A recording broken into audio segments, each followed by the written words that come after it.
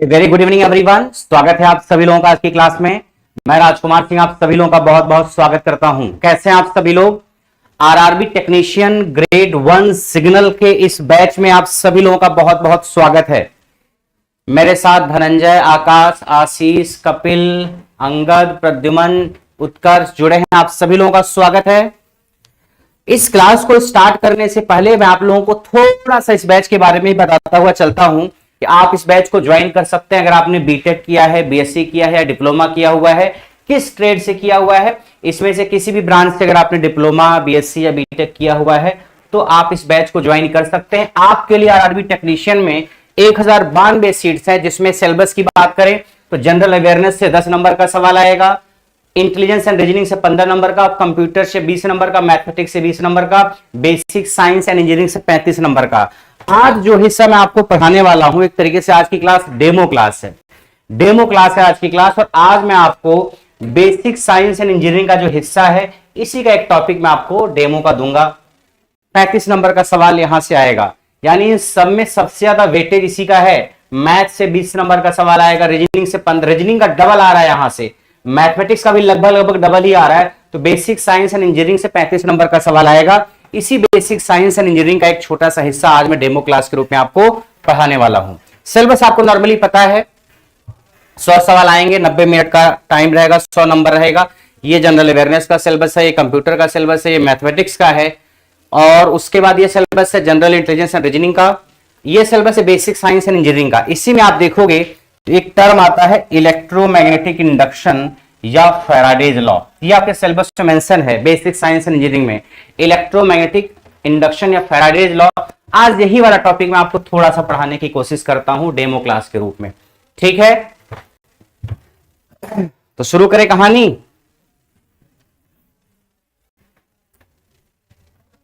एक सवाल और मैं आपसे पूछना चाह रहा था, इस बैच में जब बीएससी किया हुआ बच्चा, डिप्लोमा किया हुआ बच्चा और बीटेक किया हुआ बच्चा है तो हिंदी की बहुत ज्यादा जरूरत तो नहीं है ना? वैसे जो वीओडी इसमें अपलोड कराई जाएगी रिकॉर्डेड क्लास, ज्यादातर टॉपिक्स हिंदी इंग्लिश दोनों में है। जो रिकॉर्डेड क्लास आपकी अपलोड कराई जाएगी इस बैच में, ज्यादातर टॉपिक जो है हिंदी इंग्लिश दोनों में है, आपको समझने में दिक्कत नहीं आएगी। बट मैं एक बार आपसे पूछना चाह रहा हूं, क्योंकि आईटीआई का बच्चा तो देखो है नहीं इस बैच में। अगर आईटीआई का बच्चा है तो उसने डिप्लोमा किया होगा तभी उस बैच को ज्वाइन करेगा। तो आप डिप्लोमा या बीटेक करके आते हो तो आपका हाथ थोड़ा सा इंग्लिश पे ठीक ठाक रहता है, तो कोशिश की जाएगी कि जो आपका बेसिक साइंस इंजीनियरिंग का हिस्सा पढ़ाया जाए, समझाने का काम हिंदी में किया जाएगा, हिंदी इंग्लिश मिक्स में, और लिखने का काम इंग्लिश में किया जाएगा, जो चीजें अभी लाइव चलने वाली हैं। बाकी जो आपका वर्क और एनर्जी है, यूनिट एंड मेजरमेंट है, मास वेट एंड डेंसिटी है, वो सारे टॉपिक्स जो हैं वो हिंदी इंग्लिश दोनों में है। वो सारे टॉपिक्स किसमें हैं? हिंदी इंग्लिश दोनों में। जैसे अगर बेसिक साइंस की मैं बात करूं, आप देखो जैसे unit and measurement Hindi English दोनों में रहेगा, mass weight and density Hindi English दोनों में, वर्क पावर हिंदी इंग्लिश दोनों में, speed and velocity, heat and temperature, ये सारे टॉपिक हिंदी इंग्लिश दोनों में रहेंगे। बट जो टॉपिक्स अभी मैं पढ़ाना चाह रहा हूं, मुझे लग रहा है कि दोनों भाषाओं की जरूरत है क्या आपको? बहुत ज्यादा जरूरत तो नहीं होगी, हिंदी की भी इंग्लिश की भी। इंग्लिश से काम चल जाएगा ना? सर हम डिप्लोमा हिंदी से करके आए हैं सर, हिंदी पढ़ाइए। कपिल बोल रहे हैं हिंदी में, धनंजय बोल रहे हैं हिंदी में। अच्छा, ये जो लोग हिंदी में बोल रहे हैं, आप लोग डिप्लोमा कहां से करके आए हो? डिप्लोमा किस स्टेट से किया है?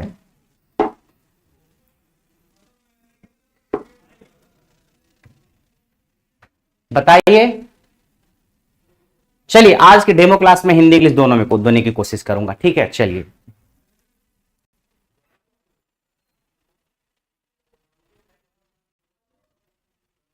हरेंद्र बोल रहे हैं इंग्लिश में। चलिए, बेसिक साइंस एंड इंजीनियरिंग जहां से 35 नंबर का सवाल आएगा, 100 में से 35, उसका एक छोटा सा हिस्सा मैं उठा रहा हूं। इंडक्शन क्या होता है, फैराडेज लॉ क्या होता है, 1-2 दिन आपकी डेमो क्लास चलेगी, 1 से 2 दिन, उसके बाद फिर रेगुलर क्लास आपकी स्टार्ट हो जाएगी, ठीक है? आज डेमो क्लास है, कल डेमो क्लास है, 2 दिन डेमो क्लास आपकी होगी, 2 अलग अलग टॉपिक से। उसके बाद परसों से एक टॉपिक स्टार्ट होगा और फिर वो रेगुलर चलेगा। आपकी रिकॉर्डेड क्लास अपलोड होने की जहां तक बात है, तो कल से आपकी रिकॉर्डेड क्लास अपलोड होनी शुरू हो जाएगी, 11-12 बजे तक कुछ टॉपिक अपलोड हो जाएगा, तो आप उसको लेके परेशान मत होइए, ठीक है? आज ही अपलोड हो जाता है, बस किसी कारणवश नहीं अपलोड हो पाया, जो कुछ रिकॉर्डेड क्लास अपलोड हो रही, ताकि आप कुछ क्लासेस देखना स्टार्ट कर दीजिए। चलिए शुरू करते हैं। आइए, सबसे पहले हम बात करते हैं फैराडेज लॉ की। Faraday's law of electromagnetic induction, Faraday का विद्युत चुंबकीय प्रेरण का सिद्धांत क्या है, यह लॉ मैं आपको बताने वाला हूं आज। बहुत ही इंपॉर्टेंट लॉ है, Faraday's law of electromagnetic induction.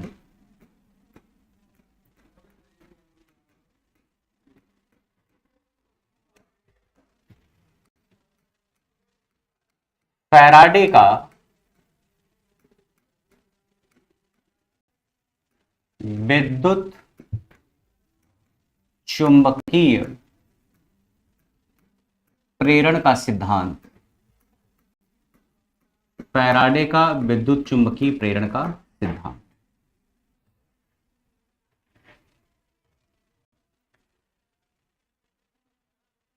Shailendra बोले विलेज एरिया से हैं सर। आकाश बोले ज्यादा हिंदी में ही रखिएगा, ठीक है। देखो इंग्लिश में तो लिखा ही जाएगा, एक्स्ट्रा जो लिखा जाएगा वो हिंदी में लिखा जा सकता है, इंग्लिश में तो लिखा ही जाएगा, ठीक है।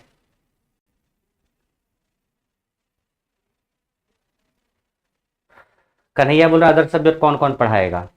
आपके बेसिक साइंस एंड इंजीनियरिंग का जो हिस्सा है 35 नंबर का, उसका 70% हिस्सा मैं पढ़ाऊंगा, कुछ हिस्सा अविनाश त्रिपाठी सर कवर कराएंगे, कुछ हिस्सा अंकित सर कवर कराए हैं, ऐसे ही हैं 3-4 टीचर मिलकर के कराएंगे, और 75% हिस्सा मैं कवर कराऊंगा आपके इस बैच का 35 नंबर वाला जो हिस्सा है।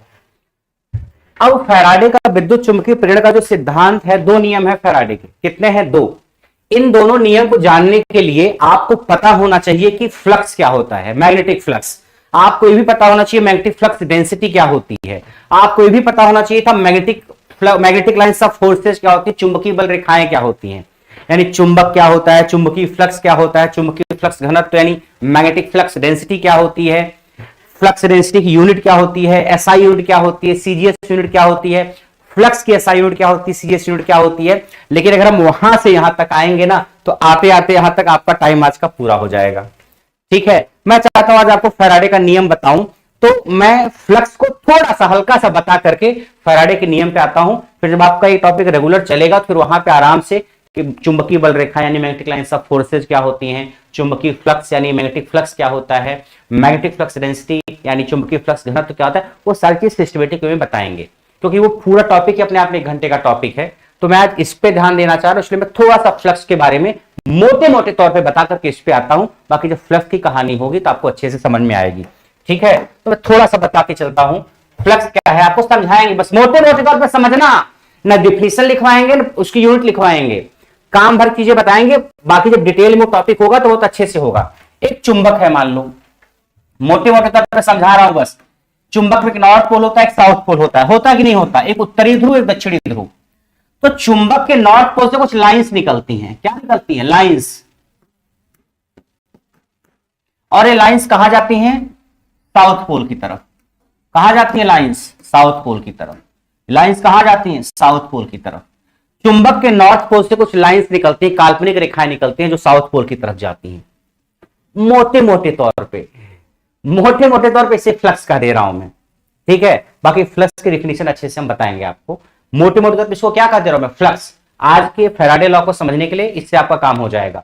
एक चुंबक लीजिए आप, चुंबक के नॉर्थ पोल से कुछ काल्पनिक रेखाएं निकलती है जो साउथ पोल की तरफ जाती हैं, ऐसे बाहर नॉर्थ से साउथ जाती है, अंदर साउथ से नॉर्थ, बाहर नॉर्थ से साउथ, अंदर साउथ से नॉर्थ, बाहर नॉर्थ से साउथ, अंदर साउथ से नॉर्थ, बाहर नॉर्थ से साउथ, अंदर साउथ से नॉर्थ। इन्हीं रेखाओं को हम बोल सकते हैं क्या? फ्लक्स। मोटे मोटे तौर पे क्या बोल सकते हैं? फ्लक्स, चुंबकीय फ्लक्स। इसकी यूनिट होती है वेबर। वेबर वो मैं लिखवाऊंगा जब डिफिनेशन तो समझ में आएगा आपको। जैसे ये है चुंबक, अगर तो ऐसे लाइंस निकल रही होंगी, बाहर अंदर ऐसे, बाहर ऐसे, अंदर ऐसे। ये जो लाइंस है ना आपकी ढेर सारी, इन्हीं लाइंस को काल्पनिक रेखाएं, imaginary lines, they can be called magnetic flux.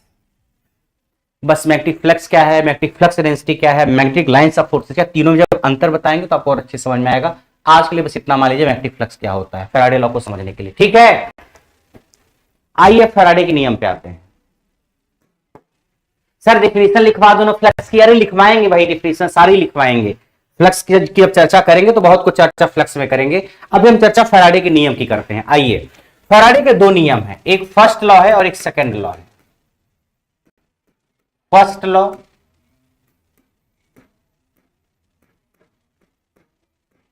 दो नियम, एक फर्स्ट एक सेकंड। पहला लॉ क्या है फैराडे का?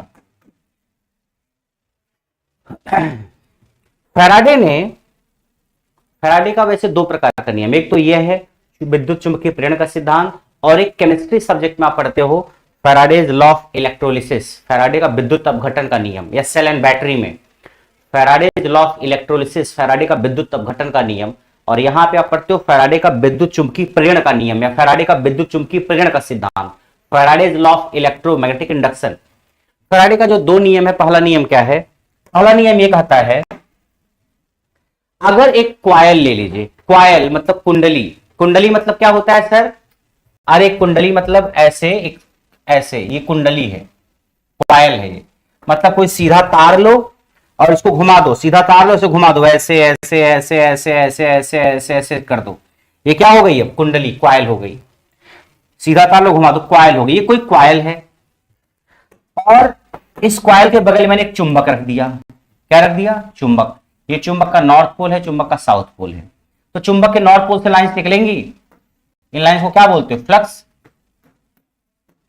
ये लाइंस वापस कहां आएंगी? साउथ पोल पे आएंगी। वापस वापस कहां आएंगे? साउथ पोल पे आएंगी। वापस कहां आएंगे? साउथ पोल पे आएंगी। वापस कहां आएंगे? साउथ पोल पे आएंगी। ये जो लाइंस निकल के ऐसे से आ रही हैं, नॉर्थ से निकल के साउथ की तरफ आ रही हैं, इन्हीं लाइंस को आपने फ्लक्स बोला है, ठीक। अगर इस कुंडली को, इस क्वाइल को मैं यहां रोक के रखूं और चुंबक को आगे पीछे करूं, चुंबक को क्या करूं? आगे पीछे। मैं चुंबक को आगे पीछे कर रहा हूं, अरे यही है चुंबक, मैं चुंबक को आगे पीछे करूंगा। ये क्वाइल है, कुंडली है कोई। तो आप बताओ, जब आप क्वाइल को आगे करोगे या पीछे करोगे तो क्या इस क्वाइल से पास होने वाला फ्लक्स बदलेगा कि नहीं बदलेगा? आप बताइए। अगर इस चुंबक को मैं आगे ले जाऊं या पीछे ले जाऊं तो क्या ये जो फ्लक्स जो ऐसे ऐसे आ रहा है, जो इस कुंडली से भी पास होगा, वो फ्लक्स बदलेगा कि नहीं? इस क्वाइल से गुजरने वाला फ्लक्स बदलेगा या नहीं बदलेगा, अगर मैं चुंबक को आगे ले जाऊं या पीछे ले आऊं? आप ऐसे समझ लो, टॉर्च है, टॉर्च मैं जला रहा हूं, अंधेरे में टॉर्च जला रहा हूं, सामने चिंटू खड़ा है, मैं टॉर्च जला रहा हूं, टॉर्च, और सामने कोई खड़ा है, मैं टॉर्च आगे लेके जाऊंगा या पीछे लेकर के जाऊंगा, तो क्या जो आदमी खड़ा है मेरे सामने, उसके चेहरे से गुजरने वाली प्रकाश की किरणें बदलेंगी कि नहीं बदलेंगी?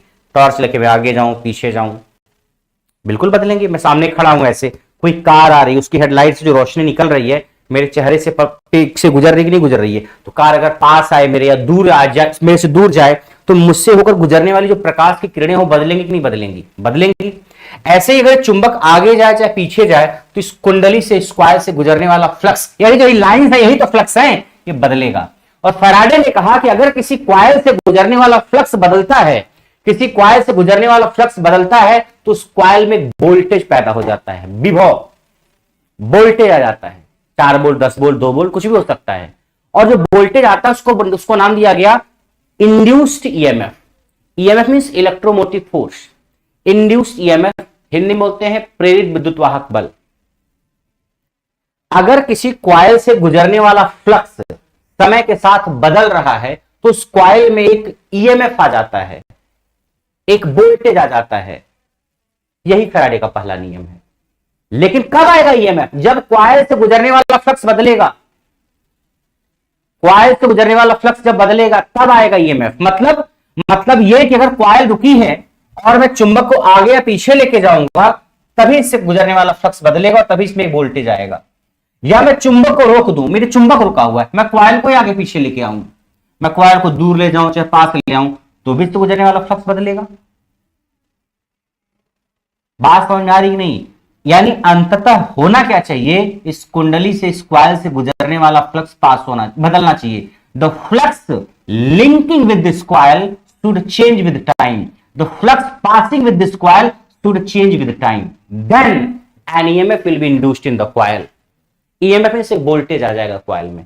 फैराडे का पहला नियम यही है, जब तक फ्लक्स बदलेगा तब तक उसमें एक वोल्टेज पैदा होता रहेगा, एक वोल्टेज आता रहेगा। उस वोल्टेज को बोलते हैं प्रेरित विद्युत वाहक बल, या इंग्लिश में बोलते हैं इंड्यूस्ड ईएमएफ। ईएमएफ मतलब electromotive force.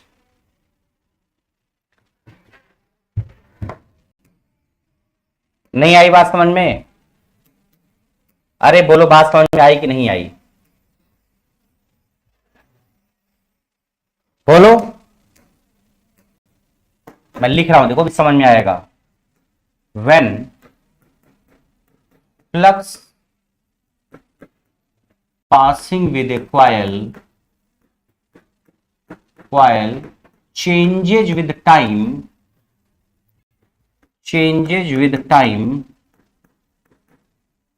then an EMF is induced.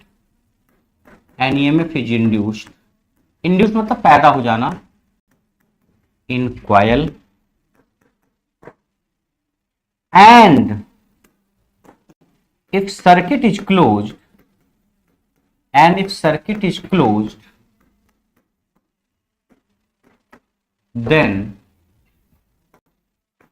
an induced current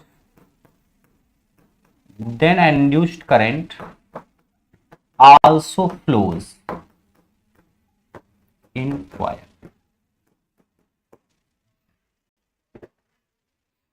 अंकित बोल रहे हैं कोर्स कब तक हो जाएगा? कोर्स आपके एग्जाम के पहले ही हो जाएगा, उसकी चिंता मत करो आप।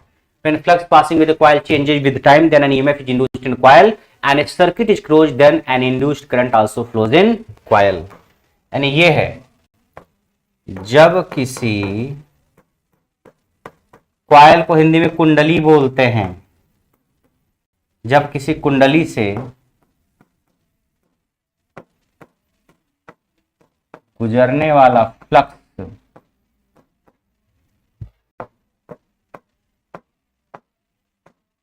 समय के साथ बदलता है,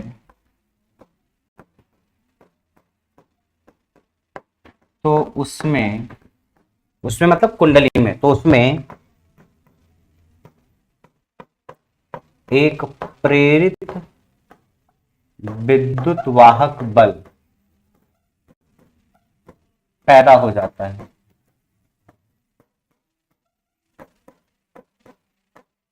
और अगर परिपथ बंद है,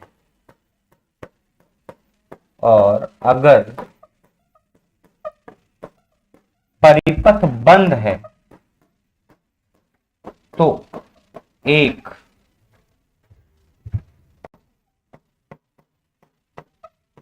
प्रेरित धारा है, प्रेरित विद्युत धारा भी पैदा हो जाती है।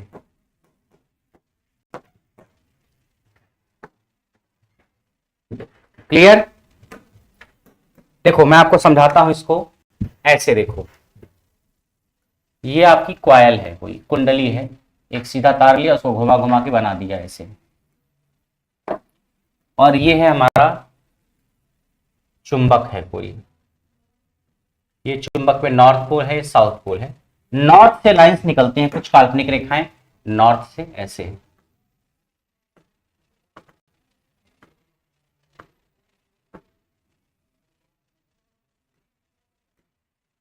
और सब घूम के वापस साउथ पे आएंगे, सब साउथ तक आएंगे। अब मैं साउथ वाला नहीं बना रहा हूं, सब घूम के साउथ पे आएंगे, जितने भी नॉर्थ से निकलेंगे सब घूम के साउथ पे आएंगे ही आएंगे, सब साउथ पे आएंगे। ये से निकली कॉइल है आपकी। अगर इस चुंबक को क्या करूं, मैं इस चुंबक को इधर ये रुका, इसको रुका रखूं, इसको क्या रखूं, 0 स्पीड पे रखूं, और इसकी स्पीड 10 मीटर पर सेकंड रख दूं इधर। ये रुका हुआ 0 स्पीड पे, इसकी स्पीड 10 मीटर पर सेकंड इधर है, तो बोलो इस कॉइल से गुजरने वाला फ्लक्स बदलेगा? यही लाइंस जो निकल रही है, यही तो फ्लक्स है, इसे मैंने फ्लक्स कहा है ना। तो अगर एक चुंबक इधर जा रहा है 10 मीटर पर सेकंड की स्पीड से, कॉइल रुकी हुई है, तो इससे गुजरने वाला फ्लक्स बदलेगा? बदलेगा। तो इसमें क्या आ जाएगा, एक वोल्टेज आ जाएगा। अच्छा, अगर मैं इसको रोक के रखूं 0 स्पीड पे, इसको 10 मीटर पर सेकंड से चलाऊं, मैं इसको 10 मीटर पर सेकंड इधर चलाऊं और इसको रोक के रखूं, तो क्या इससे पास होने वाला फ्लक्स बदलेगा? हाँ, फ्लक्स बदलेगा। फ्लक्स बढ़े चाहे घटे, फ्लक्स बदलना चाहिए। मैंने कहा फ्लक्स बढ़ना ही चाहिए, बढ़े चाहे घटे, कुछ भी हो इसमें ईएमएफ आएगा। विद्युत वाहक बले एक वोल्टेज आ जाएगा। विद्युत वाहक मतलब एक वोल्टेज, जैसे सेल होती है ना तो कुछ वोल्टेज होता है, बैटरी होती है उसका कुछ वोल्टेज होता है। बाकी वोल्टेज वगैरह क्या है उसकी डिफिनेशन बताई जाएगी आपको, चार्ज वोल्टेज वगैरह। अगर मैं इसको जीरो स्पीड पे रखूं, इसको 10 मीटर पर सेकंड से आगे ले जाऊं तो भी इससे पास होने वाला फ्लक्स बदलेगा, तो इसमें क्या आ जाएगा, एक वोल्टेज आ जाएगा। अच्छा आप ये बताओ, अगर मैं दोनों को 20 मीटर पर सेकंड की स्पीड से चलाऊं इधर सेम डायरेक्शन में, इसको इसको इसको भी ले जाऊं, इसको भी ले जाऊं, तो कैसे पास होने वाला फ्लक्स बदलेगा, बताइए सभी लोग। अगर मैं इस कॉइल और इस चुंबक दोनों को एक ही स्पीड से एक ही दिशा में गति कर रहा हूं 20 मीटर पर सेकंड से, तो क्या इस कॉइल से गुजरने वाला फ्लक्स बदलेगा या नहीं बदलेगा? जवाब दीजिए। नहीं बदलेगा। क्यों? क्योंकि दोनों एक ही स्पीड से जा रहे हैं। अरे देखो, ये दोनों एक ही स्पीड से जब जाएंगे तो दोनों के बीच में अंतर समान बरकरार रहेगा। एक ही स्पीड से, देखो ऐसे है, ये एक ही स्पीड से जा रहे हैं दोनों, फ्लक्स बदलेगा ही नहीं। एक ही स्पीड से एक ही डायरेक्शन में जाएंगे तो फ्लक्स बदलेगा ही नहीं। स्पीड अलग अलग होगी तो बदलेगा, यहां स्पीड सेम है 20 और 20, तो कोई भी ईएमएफ इसमें नहीं आएगा, क्योंकि कोई फ्लक्स बदलेगा ही नहीं। फ्लक्स का बदलना जरूरी है, फ्लक्स का बदलना जरूरी है। चिंटू कह रहा है यस, विकास बोल रहे यस कैसे हो गया भाई? अरे तुम हो बाइक से ऐसे बैठे हुए हो, बाइक पे जा रहे हो ऐसे, तुम्हारा दोस्त भी बाइक पे जा रहा है बैठ करके, दोनों 40 किलोमीटर पर आवर की रफ्तार से जा रहे हो, दोनों एक ही डायरेक्शन में 40 किलोमीटर पर आवर की रफ्तार से जा रहे हो, तो एक दूसरे के रिस्पेक्ट में तो दोनों रुके हुए नजर आओगे ना।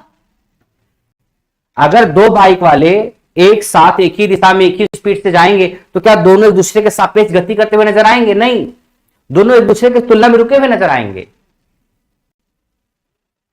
तो जब ये और ये दोनों 20-20 मीटर पर सेकंड की स्पीड से चल रहे हैं तो इससे गुजरने वाला फ्लक्स बदलना चाहिए। मैं ये नहीं कह रहा हूं कि फ्लक्स नहीं पास होगा, इस क्वायर से फ्लक्स तो पास होगा मगर फ्लक्स बदलना चाहिए। जब तक फ्लक्स नहीं बदलेगा तब तक इसे वोल्टेज नहीं आएगा। फैराडे ने क्या कहा, when flux passing the coil changes, किसी क्वायर से फ्लक्स के गुजरने से वोल्टेज नहीं आएगा, उसमें फ्लक्स के बदलने से वोल्टेज आएगा। फ्लक्स के गुजरने से नहीं, फ्लक्स के बदलने से, यानी फ्लक्स कम हो चाहे ज्यादा हो तब आएगा वोल्टेज।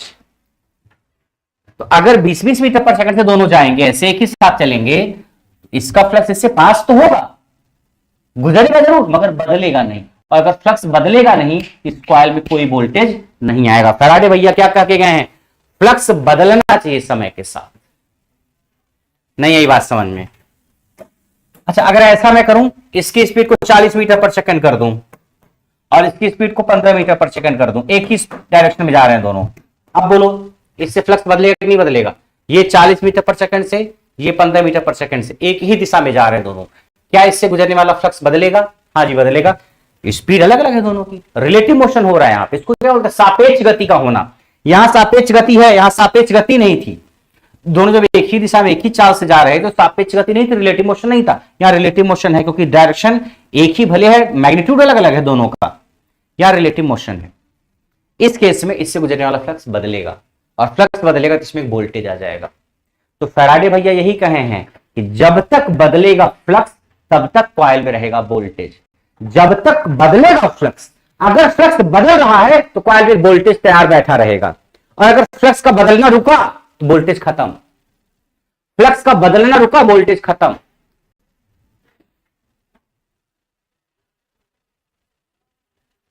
फ्लक्स का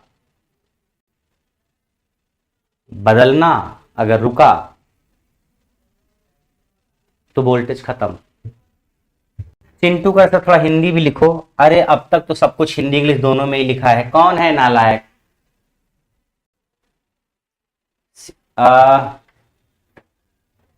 सीसव यादव, यादव जी, इसको अंग्रेजी में लिखा हिंदी में लिखा है, इसको अंग्रेजी में लिखा हिंदी में लिखा है, और कहां कुछ लिखा है? सर इसको जो है लिखे हो ना सर, इसको हिंदी में ऐसे लिखो सर, 10 मीटर पर सेकंड, यही तो नहीं लिखा आपने सर। अरे नालायक, सर नकल से पास होके आए हैं सर।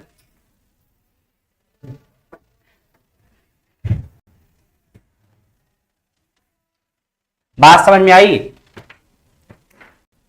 तो जब इसमें एक वोल्टेज आ जाएगा, उस वोल्टेज को हम ई नाम दे देते हैं, ई, ईएमएफ ई है, ये वोल्टेज आ जाएगा अगर इससे पास होने वाला फ्लक्स बदलेगा तो। यही फैराडे का पहला नियम, जब तक फ्लक्स बदलता रहेगा कॉइल से पास होने वाला, तब तक उसमें वोल्टेज आता रहेगा।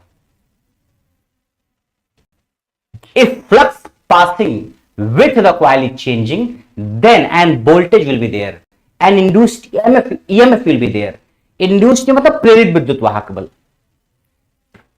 अच्छा, आपने थोड़ी बहुत अगर इलेक्ट्रिसिटी पढ़ी होगी तो आपको पता होना चाहिए करंट के फ्लो के लिए, विद्युत धारा के बहने के लिए क्लोज्ड पाथ का होना जरूरी है। क्या होना चाहिए? क्लोज्ड पाथ, बंद परिपथ।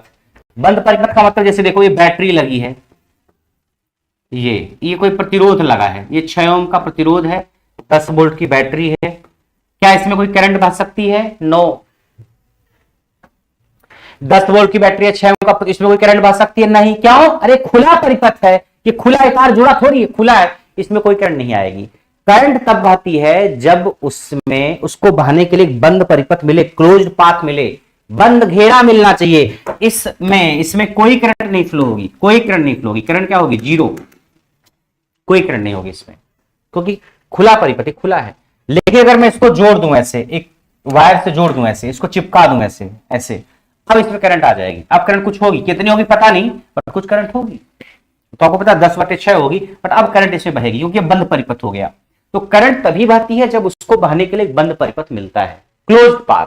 Current always flows in the closed path. If there is open path, current will not flow. खुले परिपथ में करंट नहीं बहती है। बात आ रही समझ में? नहीं आई समझ में? करंट के बहने के लिए बंद रास्ता होना चाहिए। तो अगर यहां पे वोल्टेज आ गया और ये खुला है, ये जो है ना खुला है, तो करंट तो कोई नहीं आएगी। लेकिन अगर बंद परिपथ, तो मान लीजिए यहां पे एक बल्ब लगा दूं मैं, एक क्या लगा दूं? बल्ब। एक बल्ब लगा दिया मैंने ऐसे, ये बल्ब है, लो ये बल्ब लगा दिया एक। अब बल्ब लगाने से क्या होगा? एक क्लोज्ड पाथ आ गया, अब इसमें करंट आने लगेगी, कुछ करंट आ जाएगी। ये जो करंट होती है इसको बोलते हैं प्रेरित विद्युत धारा, इंड्यूस्ड करंट। ये बल्ब है सर, बल्ब लग नहीं रहा। अरे बल्ब ही है भैया, ऐसा बल्ब होता है ना, ऐसे वाला बल्ब, ये बल्ब है।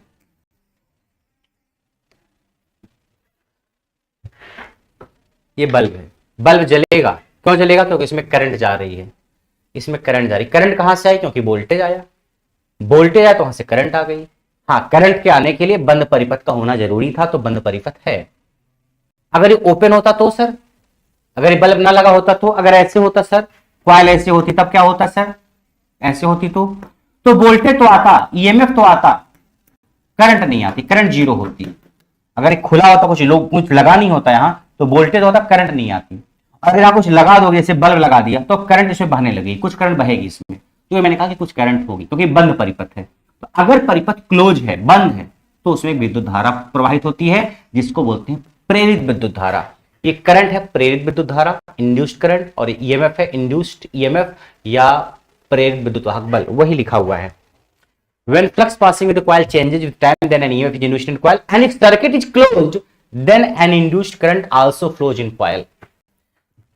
अगर परिपथ बंद है तो एक प्रेरित धारा भी पैदा हो जाती है। आई बात समझ में? अरे बोलो। अब आप ये बताओ, ये बल्ब जल रहा है क्योंकि इसमें करंट फ्लो हो रही है। करंट क्यों फ्लो हो रही है? क्योंकि यहां पे ईएमएफ आया। ईएमएफ क्यों आया? क्योंकि चुंबक आगे या पीछे जा रहा है। तो अगर मैं मान लूं कि ये चुंबक है, ये चुंबक है मेरे हाथ में, ये मैं इसको आगे पीछे कर रहा हूं, मैं आगे पीछे कर रहा हूं, मैं आगे पीछे कर रहा हूं, तो इससे गुजरने वाला फ्लक्स बदल रहा होगा। हाँ जी, तो फ्लक्स बदलेगा तो इसमें क्या आएगा? एक विद्युत वाहक बल, एक वोल्टेज आएगा। वही वोल्टेज क्या? ई मतलब ईएमएफ। और जब वोल्टेज आएगा तो क्या होगा? एक करंट भी आएगी, क्योंकि बल्ब लगा हुआ है, इसमें करंट बहेगी, बल्ब जलेगा। और बल्ब जलेगा तो चिंटू यहाँ किताब खोल के पढ़ाई कर रहा है। ये चिंटू यहाँ पे है, किताब खोल के पढ़ाई कर रहा है। बेसिक साइंस इंजीनियरिंग की बुक कोई खरीद के मार्केट से, उल्टी पुल्टी किताब जहां पे सिलेबस उल्टा पुल्टा दिया, पढ़ रहा है जो चिंटू। चिंटू अंधेरे में पढ़ा, रात के 10 बजे। उसको प्रकाश कहां से मिल रहा है? इस बल्ब से प्रकाश मिल रहा है उसको। बल्ब कब तक जलेगा? जब तक इसमें करंट होगी। करंट कब होगी? जब यहाँ वोल्टेज आएगा। वोल्टेज कब आएगा? जब इससे पास होने वाला फ्लक्स बदलेगा। यानी जब तक मेरे हाथ चलेंगे, चुंबक आगे पीछे होगा, ये बल्ब जलता रहेगा, चिंटू पढ़ता रहेगा। देखो मेरा हाथ बल्ब, मेरा चुंबक आगे जा रहा है, पीछे जा रहा है, आगे जा रहा है, पीछे जा रहा है, आगे पीछे जाता रहेगा, इससे गुजरने वाला फ्लक्स बदलता रहेगा, यहाँ वोल्टेज आता रहेगा, यहाँ करंट आती रहेगी, बल्ब जलता रहेगा, चिंटू बल्ब के प्रकाश में पड़ता रहेगा। अगर मैं अपने हाथ को रोक दूं, जैसे मेरे हाथ रुकेंगे आगे पीछे जाते हुए, मैं रोक दूं, अब अगर मेरा हाथ रुक गया, चुंबक रुक गया, तो इससे गुजरने वाला फ्लक्स अब नियत हो जाएगा, कांस्टेंट हो जाएगा। फ्लक्स पास होगा मगर बदलेगा नहीं, क्योंकि मेरा चुंबक रुक गया। जब फ्लक्स बदलेगा नहीं तो इसमें कोई भी विद्युत वाहक बल नहीं आएगा, ईएमएफ नहीं आएगा। जब ईएमएफ नहीं आएगा तो करंट नहीं आएगी, करंट नहीं आएगी तो बल्ब जलेगा नहीं, बल्ब जलेगा नहीं, चिंटू पढ़ नहीं पाएगा, चिंटू की पढ़ाई बंद हो जाएगी। यानी चिंटू की पढ़ाई तब तक चलेगी जब तक मेरे हाथ चलेंगे, चिंटू की पढ़ाई तब तक चलेगी जब तक मेरे हाथ चलेंगे, क्योंकि जब तक मेरे हाथ चलेंगे तब तक इससे गुजरने वाला फ्लक्स बदलेगा, तब तक इसमें ईएमएफ यानी वोल्टेज आएगा, तब तक इसमें करंट यानी विद्युत धारा आएगी, तब तक बल्ब जलेगा, तब तक चिंटू पढ़ेगा। और जैसे मेरे हाथ रुके, यहां से फ्लक्स का बदलना बंद, वोल्टेज जो आ रहा था वो आना बंद, करंट आना बंद, बल्ब हो गया अंधेरा, चिंटू का पढ़ना बंद।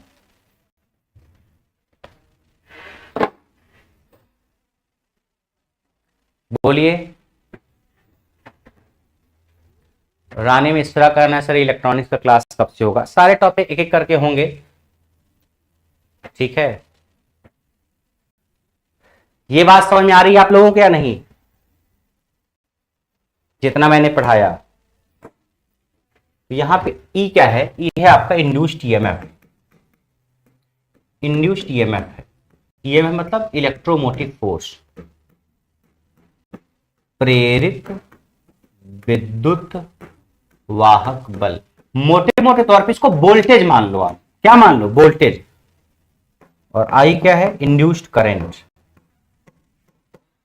आई है इंड्यूस्ड करंट, प्रेरित विद्युत धारा या प्रेरित धारा।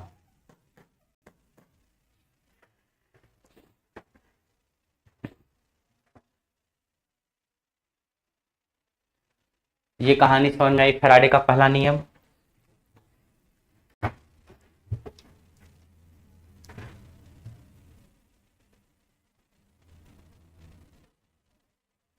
डेली लाइव क्लास की टाइमिंग क्या होगी? एक दो दिन बाद कंफर्म हो जाएगा। अभी डेमो क्लास चल रही है, एक दो दिन डेमो के बाद टाइमिंग फिक्स कर देंगे आपकी, ठीक है? परेशान मत होइए।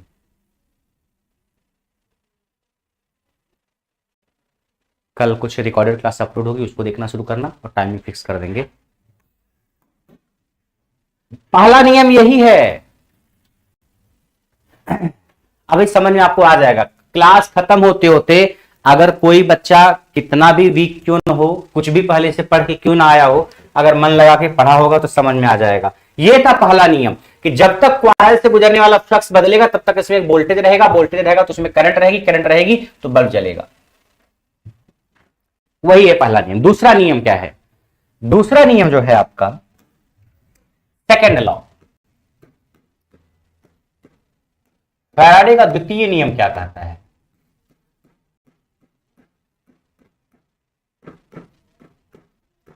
यह द्वितीय नियम कहता है, मैं लिख रहा हूं पहले फिर बताता हूं। Induced EMF in coil is directly proportional to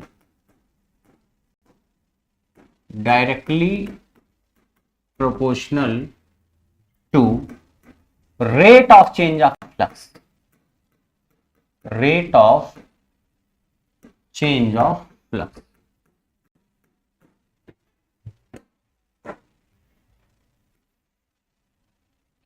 कि कुंडली में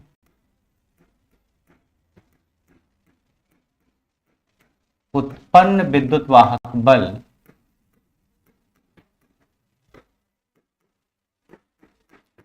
फ्लक्स परिवर्तन की दर के समानुपाती होता है।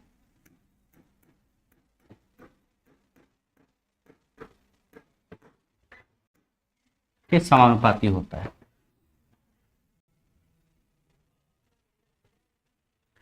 कुंडली में उत्पन्न विद्युत वाहक बल फ्लक्स परिवर्तन की दर के समानुपाती होता है।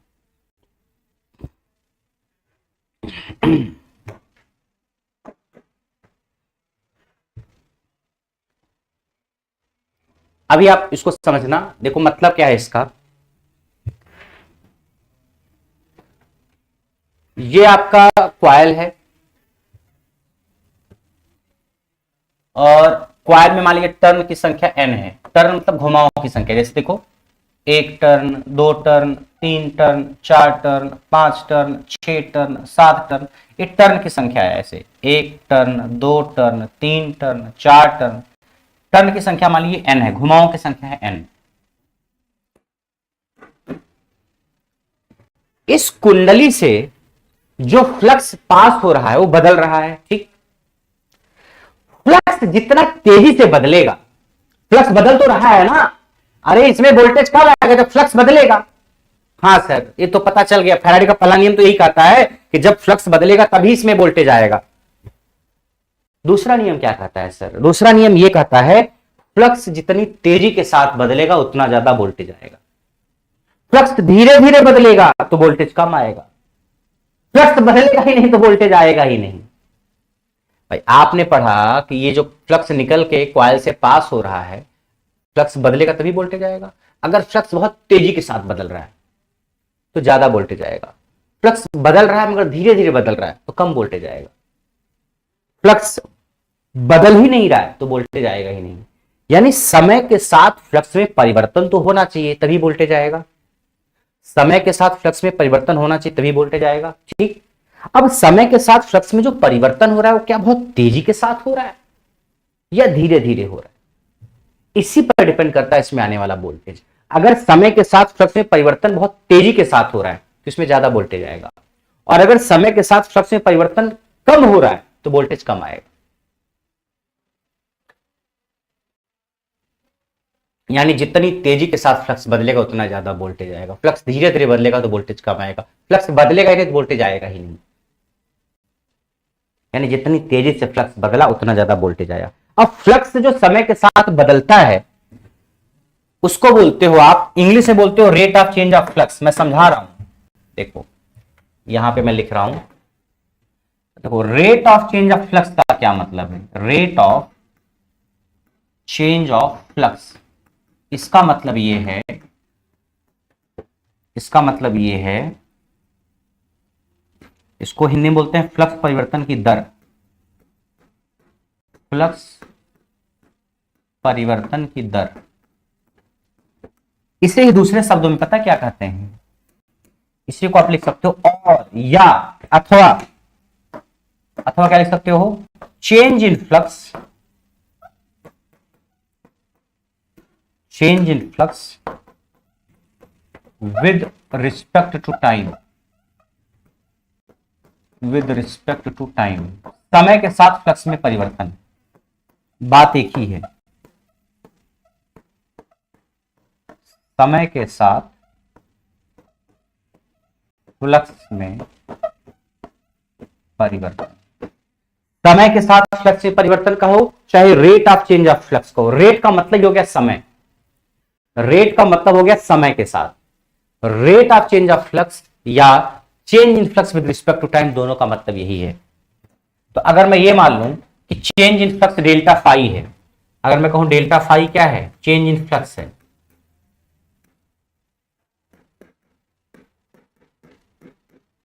फ्लक्स में परिवर्तन है delta phi,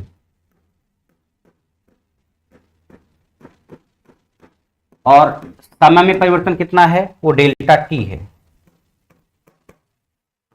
change in time, समय में जो परिवर्तन हुआ वो कितना हुआ? Delta T.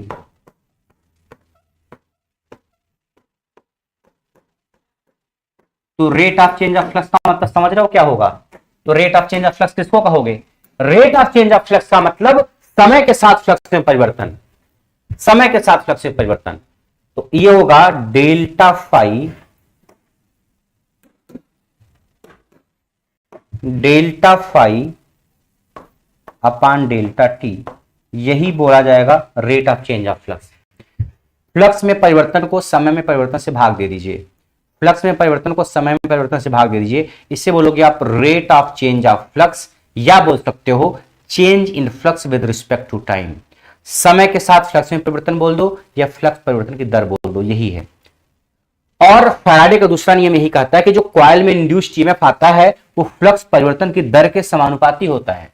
ये जो कॉइल में ईएमएफ आता है वो समय के साथ फ्लक्स में जो परिवर्तन हो उसके समानुपाती आता है। इंड्यूस्ड ईएमएफ अगर मैं ई नाम दे दूं तो ई जो है वो समानुपाती होता है इसके delta phi upon delta t. यही दूसरा नियम। ई क्या है? Induced EMF. Delta phi upon delta t, delta phi flux में परिवर्तन, डेल्टा टी समय में परिवर्तन, और delta phi upon delta t समय के साथ फ्लक्स में परिवर्तन। ई क्या है? प्रेरित विद्युत वाहक बल। ई समानुपाती है delta phi upon delta t के। बोलो कोई दिक्कत? अरे बोलो भाई। प्रेरित विद्युत वाहक बल फ्लक्स परिवर्तन की दर के समानुपाती होता है। यही कहानी है। अब कभी कभी व्यक्त करने के लिए हम इंजीनियरिंग में फ्लक्स परिवर्तन जैसे है डेल्टा फाई है, इसी को डी फाई लिख देते हैं। डी फाई, फाई मतलब फ्लक्स, डी मतलब चेंज। जैसे डेल्टा टी है, डेल्टा मतलब परिवर्तन होता है, टी मतलब टाइम, तो डेल्टा को ऐसे डी टी भी लिख देते हैं। डी टी, डी मतलब परिवर्तन, टी मतलब टाइम। तो हम कई बार ऐसे भी यूज कर लेते हैं, तो डी फाई का तो चाहे डेल्टा फाई, ऐसे और लिख दिया हमने। और ये और मतलब चेंज इन फ्लक्स को कभी कभी डेल्टा फाई, कभी कभी डी फाई से व्यक्त करते हैं, जैसा आपको ऑब्जेक्टिव में मिले, जैसा आपको कहीं बुक में मिले। समय में परिवर्तन को डेल्टा टी या डी टी लिख देते हैं। तो अगर आप लिखना चाहो तो ई समानुपाती delta phi upon delta t, या और आप ऐसे भी लिख सकते हो कि इंड्यूस्ड ईएमएफ जो है आपका इस समानुपाती किसके है? D phi upon d t के। ये भी लिख सकते हो, बात वही है। डेल्टा फाई को डी फाई, डेल्टा टी को डी टी कर दिया। बोलो कोई दिक्कत किसी को?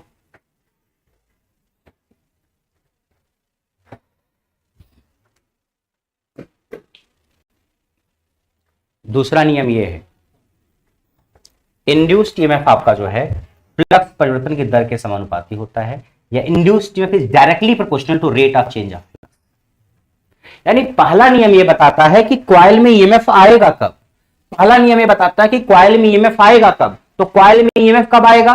कॉइल में वोल्टेज कब आएगा? जब कॉइल से गुजरने वाला फ्लक्स बदलेगा। जब इससे गुजरने वाला फ्लक्स बदलेगा तो इसमें ईएमएफ आएगा। पहला नियम ये बताता है, यही तो बताता है पहला नियम, कि जब कॉइल से गुजरने वाला फ्लक्स बदलेगा तो एक ईएमएफ आ जाएगा। और दूसरा नियम ये बताता है कि जो ईएमएफ आएगा वो आएगा कितना। The EMF which will be induced, what will be magnitude of that EMF. जो ईएमएफ आएगा वो कितना आएगा, उसका परिमाण, उसका मैग्नीट्यूड बताता दूसरा नियम। कितना आएगा वो ईएमएफ? वो ईएमएफ डिपेंड करेगा फ्लक्स में परिवर्तन कितना हुआ समय के साथ। अगर फ्लक्स ज्यादा बदल रहा है तो ज्यादा ईएमएफ आएगा, फ्लक्स कम बदल रहा है तो कम ईएमएफ आएगा। फ्लक्स बदला ही नहीं तो ईएमएफ आएगा ही नहीं। तो second law states that the induced EMF in the coil is directly proportional to rate of change of flux, या the induced EMF in coil is directly proportional to change in flux with respect to time. यानी द्वितीय नियम यह कहता है किसी कुंडली में उत्पन्न विद्युत वाहक बल फ्लक्स परिवर्तन की दर के समानुपाती होता है। बोलो विशाल, सिद्धार्थ, प्रदीप, कुलदीप, एवरीवन, दूसरा नियम आया समझ में? हाँ सर, थोड़ा थोड़ा तो आया। अरे नारायण चिंटू, हम तुमको आसान भाषा में समझाते हैं, लो आसान भाषा में। पहला नियम और दूसरा नियम खत्म हुआ ऐसे। ये एक चिंटू है, ये 9th क्लास में था, फिर 10th क्लास में गया, फिर 11th क्लास में गया, फिर 12th क्लास में गया, फिर डिप्लोमा किया उसने, फिर बीटेक किया उसने। ये चिंटू की कहानी है, ठीक। ये है चिंटू 1,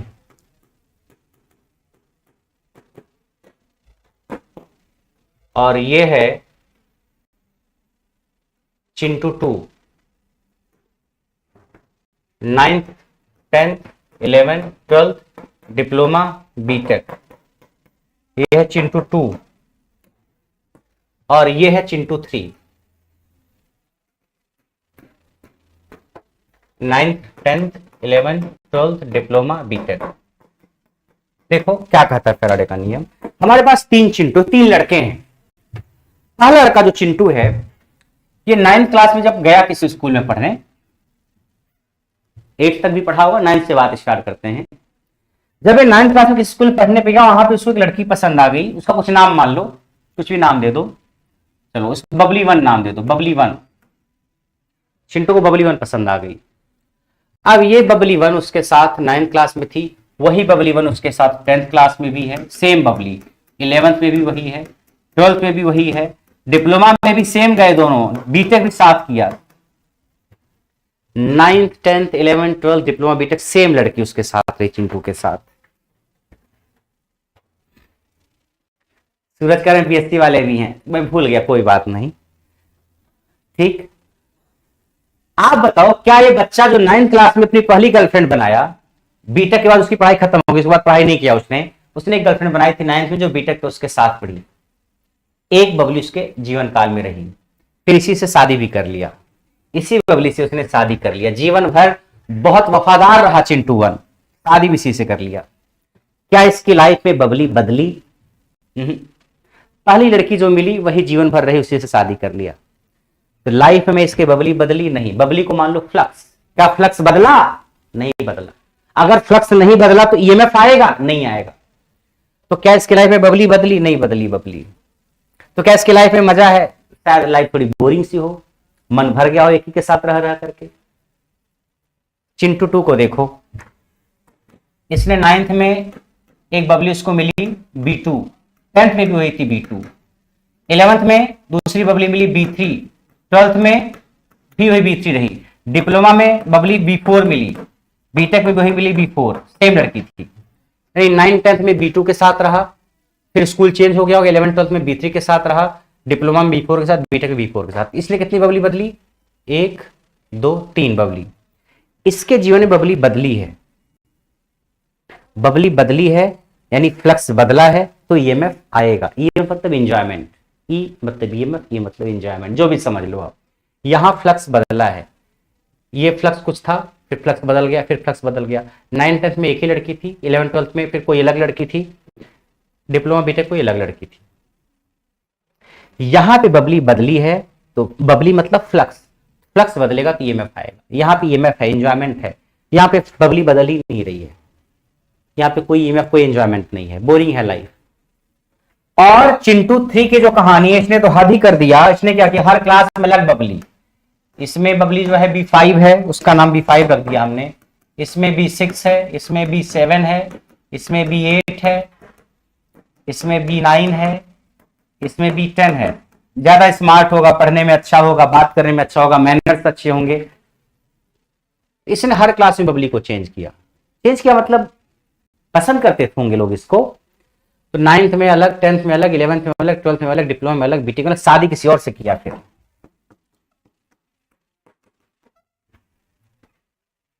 आप बताओ सबसे ज्यादा बबली कहां बदली गई? चिंटू 3 के द्वारा। बबली तो यहां भी बदली गई, बदली दोनों में गई, फ्लक्स दोनों में बदला, यहां भी। ज्यादा फ्लक्स कहां बदला? यहां भी बदला मगर कम बदला। तो ज्यादा फ्लक्स यहां बदला, ज्यादा बबली यहां बदली, जिसकी जिंदगी में ज्यादा रौनक होगी, ज्यादा मजे होंगे। यहां फ्लक्स बदला मगर कम बदला, तो शायद कम मजे होंगे, कम रौनक होगी इसकी जिंदगी में। इसकी जिंदगी में फ्लक्स बदला ही नहीं, तो ईएमएफ आएगा ही नहीं, कोई एंजॉयमेंट, कोई रौनक नहीं। सारी बातें 9th 10th 11th 12th में खत्म हो गई कर करके, अब कौन सी नई बात करेगा? तो इसकी जिंदगी में फ्लक्स नहीं बदला, बबली नहीं बदली, इसलिए कोई ईएमएफ नहीं, कोई एंजॉयमेंट नहीं। इसकी लाइफ में फ्लक्स बदला, बबली बदली, तो कुछ एंजॉयमेंट, कुछ ईएमएफ आएगा। यहां बबली ज्यादा संख्या में बदली, ज्यादा तेजी के साथ फ्लक्स बदला, यहां ईएमएफ एंजॉयमेंट ज्यादा आएगा। तो फैराडे का दूसरा नियम यही कहता है कि अगर फ्लक्स ज्यादा तेजी के साथ बदलोगे तो ईएमएफ ज्यादा आएगा। जैसे यहां अगर फ्लक्स धीरे धीरे बदलोगे मगर धीरे धीरे, तो ईएमएफ कम आएगा। और अगर फ्लक्स बदलोगे ही नहीं तो ईएमएफ आएगा ही नहीं। जैसे ये अब आई कहानी समझ फैराडे के नियम की। यानी फ्लक्स का बदलना जरूरी है, जीवन में बदलाव जरूरी है,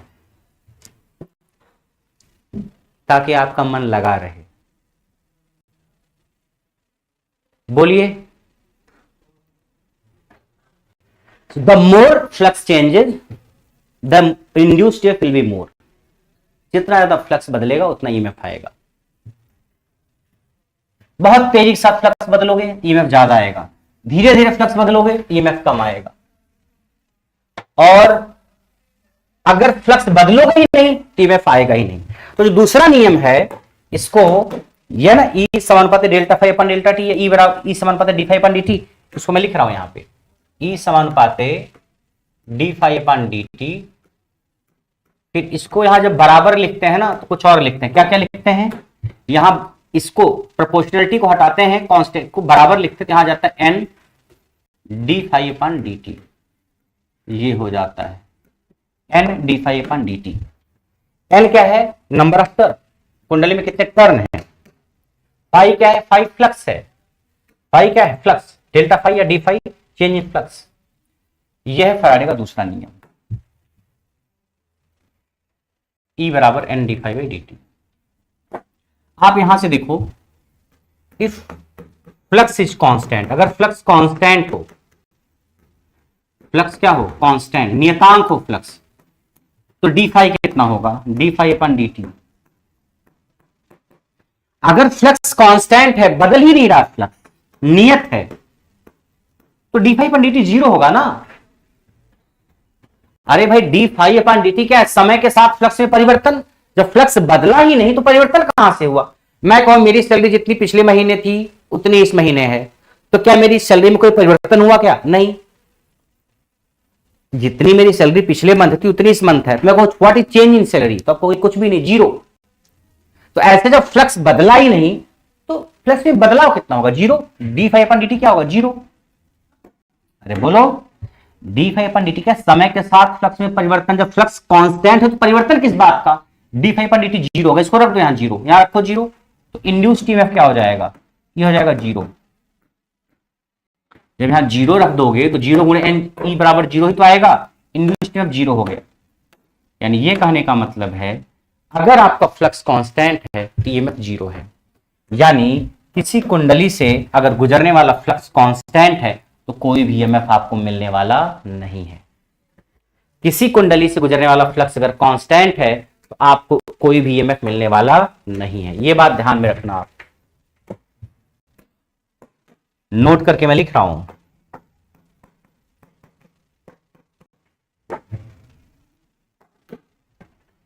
if flux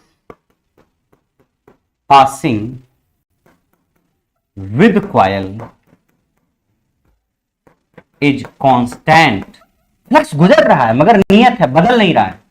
if flux passing with coil is constant then induced EMF will be zero. उस कॉइल में कोई भी इंड्यूस्ड ईएमएफ नहीं आएगा।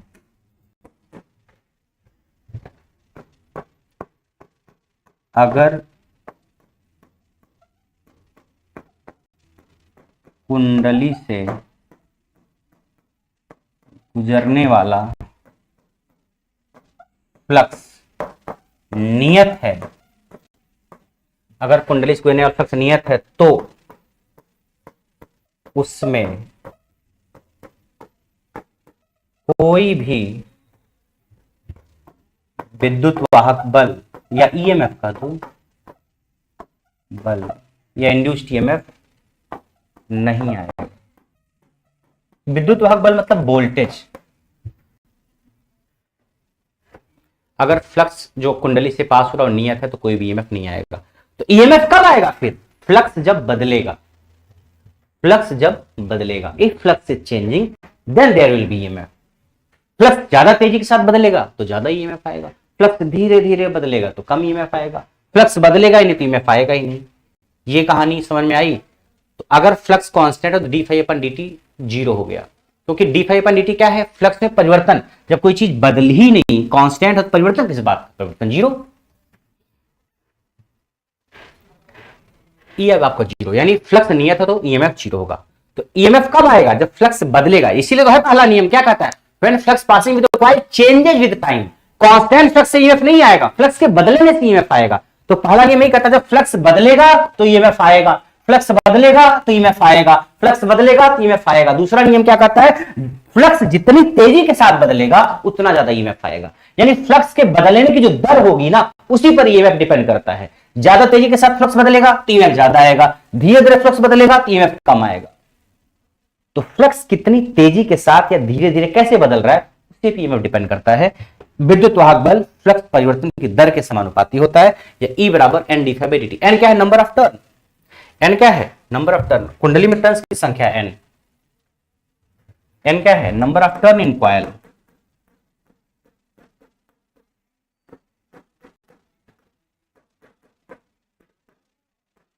बोलो भाई, समझ में आया कि नहीं? टर्न यानी घुमावों की संख्या। एक चीज और, ये जो नियम लिखा है फैराडे का द्वितीय नियम, इसमें एक चीज और ऐड करता हूं मैं, माइनस साइन रहता है। ये पूरा नियम ये E बराबर minus N D phi by D T, E बराबर minus N D phi by D T. अब सवाल आता है कि माइनस साइन क्यों?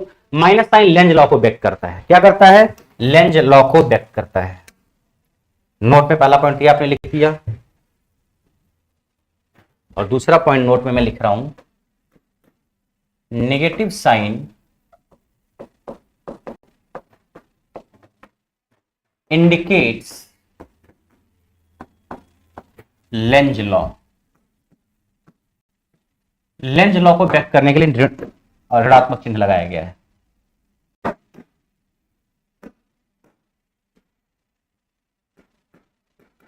ऋणात्मक चिन्ह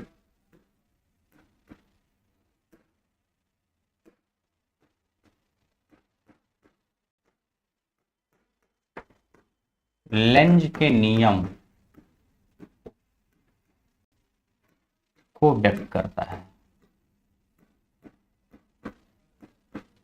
सवाल आ जाता है कई बार कि फैराडे का जो नियम है E बराबर minus N D phi d t में माइनस साइन क्या बताता है? ऋणात्मक चिन्ह।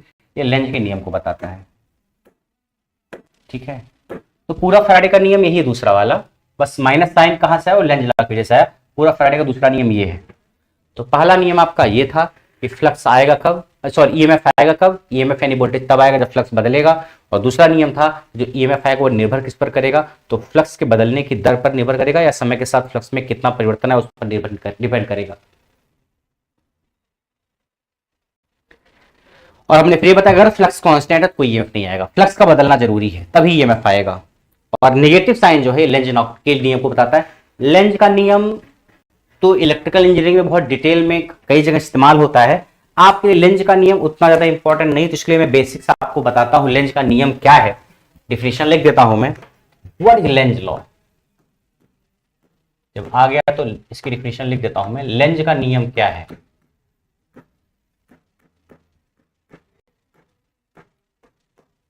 देखो लेंज का नियम ये बताता है, देखो आपने क्या पढ़ा कि अगर इस कॉइल से गुजरने वाला फ्लक्स बदलेगा तो इसमें एक विद्युत वाहक बल आएगा, और विद्युत वाहक बल आएगा तो फिर एक करंट भी आएगी अगर परिपथ बंद है तो।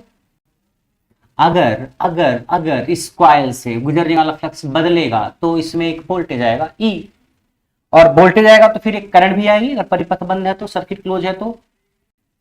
ये जो इंड्यूस्ड करंट है जो आई है इस परिपथ में, या कह लो जो इंड्यूस्ड ईएमएफ है जो कॉइल में आया है, वो जिस कारण से आता है उसी का विरोध करता है। वो जिस कारण से आता है उसी का क्या करता है? विरोध।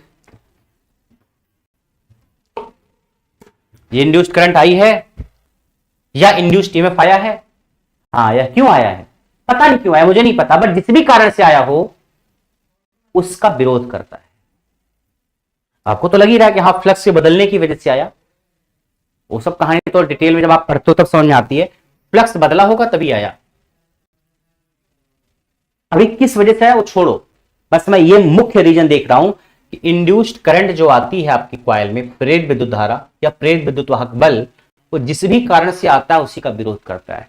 सो the induced current in the coil या induced EMF in the coil opposes its cause of production.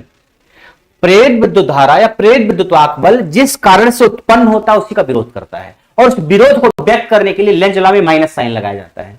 जैसे अरविंद केजरीवाल जी अन्ना हजारे की मदद से आम आदमी पार्टी बनाए, बाद में उन्हीं का विरोध करने लगे, उन्हीं के लोकपाल का विरोध करने लगे। ऐसा होता है कई बार कि आपको आपके पापा मम्मी ने पढ़ाया, आप पढ़ लिख करके नौकरी पा गए, शादी कर ली, और शादी करने के बाद अपनी वाइफ की बात सुन रहे हो, पापा मम्मी की बात सुन ही नहीं रहे हो, उनको घर से निकाल के वृद्धाश्रम में भेज दिया। जिसने आपको पढ़ाया लिखाया, आपको पैदा किया, आपको उस लायक बनाया, आप उसी का विरोध कर रहे हो। ऐसे इंड्यूस्ड करंट जो है ये, या इंड्यूस्ड ईएमएफ जिस कारण से आता है उसी का विरोध करता है। और विरोध करना एक गलत चीज है, उसके लिए नेगेटिव साइन इस्तेमाल किया जाता है। तो नेगेटिव साइन लेंज लॉ के लिए क्या है? इंड्यूस्ड ईएमएफ या इंड्यूस्ड करंट इन कॉयल या induced EMF in coil opposes it's cause, cause मतलब कारण, इट्स कॉज ऑफ प्रोडक्शन। बस जिस भी कारण से आई हो बात की बात है, कारण पे जाओगे तो डिटेल में आ जाएगा कि उत्पन्न प्रेरित विद्युत धारा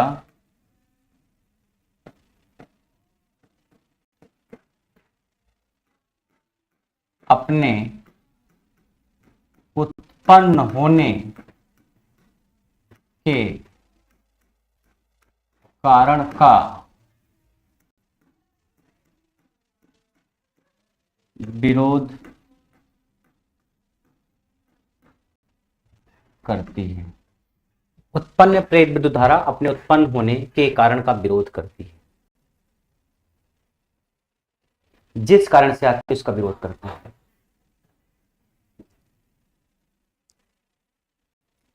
बोलो कोई दिक्कत यहां तक?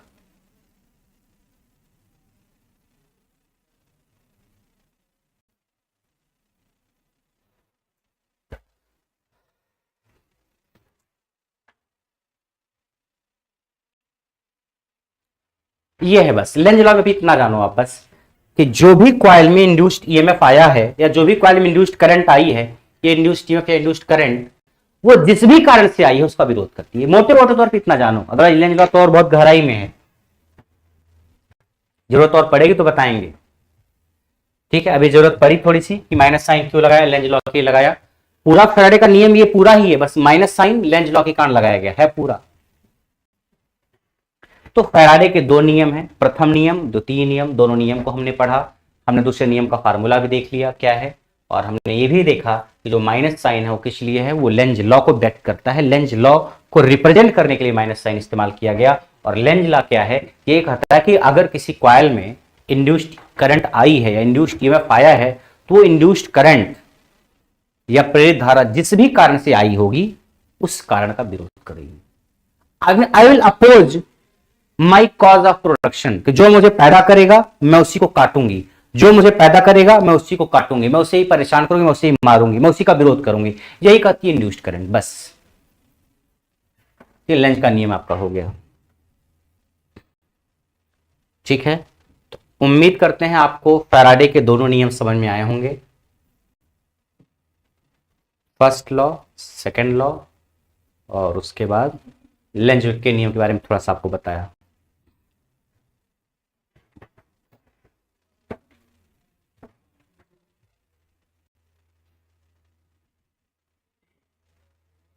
इस पे हम कुछ सवाल वगैरह भी करेंगे, जो फार्मूला है, बट बाद में करेंगे, अभी आज के लिए नहीं, आज इतना ही रहने देंगे।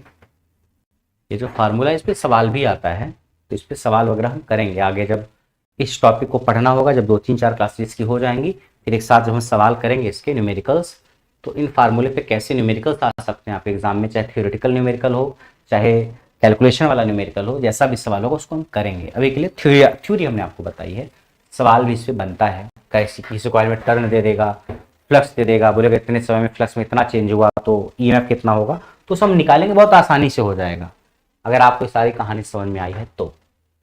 ठीक है, तो आज हमने आपको जो आपका आरआरबी टेक्नीशियन ग्रेड 1 सिग्नल की जो पोस्ट है 1092, उसमें जो बेसिक साइंस एंड इंजीनियरिंग का हिस्सा है 35 नंबर का, उसमें हमने आपको फैराडे के नियम के बारे में बताया। Faraday's law of electromagnetic induction, एक छोटा सा टॉपिक, और ये लॉ बार बार हर जगह यूज होता है। ठीक है, इस पे सवाल भी करेंगे, फ्लक्स वगैरह क्या होता है उसको डिटेल में भी आगे पढ़ेंगे। आज हमने एक फैराडे लॉ मुझे स्टार्ट करके खत्म करना था, इसलिए मैंने फ्लक्स वगैरह के बारे में ज्यादा डिटेल में नहीं बताया, लेकिन जब फ्लक्स डेंसिटी चलेगा तो उसको बताएंगे। तो हमारा एक पड़ाव एक तरीके से पूरा हो गया फैराडे लॉ की थ्योरी। सवाल इस पे करेंगे हम।